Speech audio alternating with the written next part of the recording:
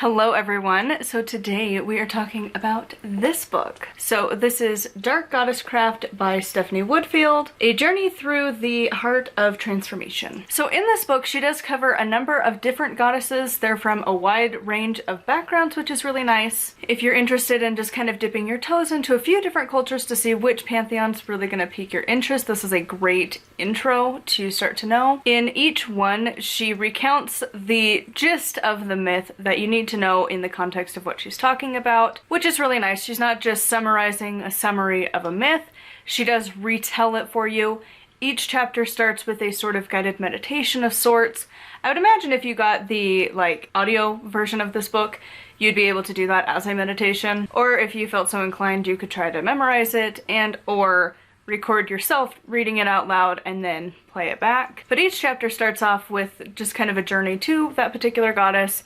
Each one is different. It's kind of interesting to see how she sets it up. And then she will tell you about that deity, a little bit of the myths surrounding them, and specifically in the context that she's talking about, without just, again, a quick summary, which is nice. She really goes into the details of it and tells the myth, not just summarizes it. There is a difference. She also has different invocations and prayers to these different goddesses for each one. She also has recipes and at least 1 to 2 different rituals you can do. So in this book, she talks about 11 different goddesses. Most of the names I don't know how to pronounce, so I'm not even gonna try. But like I said earlier, they come from a wide range of different backgrounds. It's always hard to summarize a particular myth and a particular culture and that goddess as a whole in just a short chapter. So of course, if you want to research them further, please do. And some people didn't like that it wasn't about a specific goddess, as in the dark goddess, but she's not Wiccan, and so she's going to cover a variety of different deities, which is nice. Apparently some people got a little confused because the cover has a symbol that's for Hecate, so do keep in mind it's not just for her. There's a bunch of other deities involved. So as a whole, I would definitely recommend this book if you are interested in starting a journey with some of these darker deities. And of course, darker doesn't always mean bad. It just usually means they cover a particular topic that's not always the comfy cozy for the majority of people. She does also briefly touch on the concepts of harm none and how that doesn't really always apply to everybody.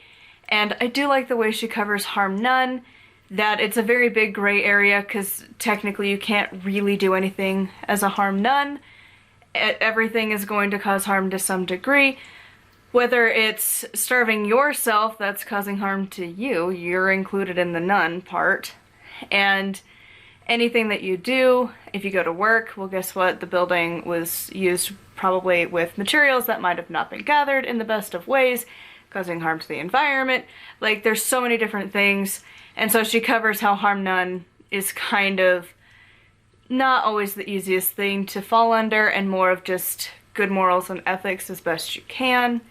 And I think sometimes it's nice to have authors that don't follow the harm none rule, but explain it very in detail of the why behind that, and not just that it's dumb.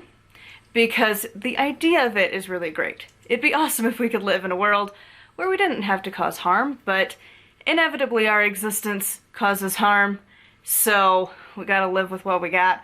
And that's kind of her mentality in a way. So it's always nice when you find authors that talk about that, especially when you're focusing on the darker deities, because they're not always the most harm none, love and light vibes. So anyways, this book is fantastic if you were interested in starting to work with any of these goddesses. This is a great resource to start that journey. So anyways, that is going to be it for this video. I would love to hear your thoughts on this one in the comments down below. And thank you to my patrons. I will have their names here on the screen. If you would like to support me and get access to exclusive content, it is patreon.com/nightwillowcrass.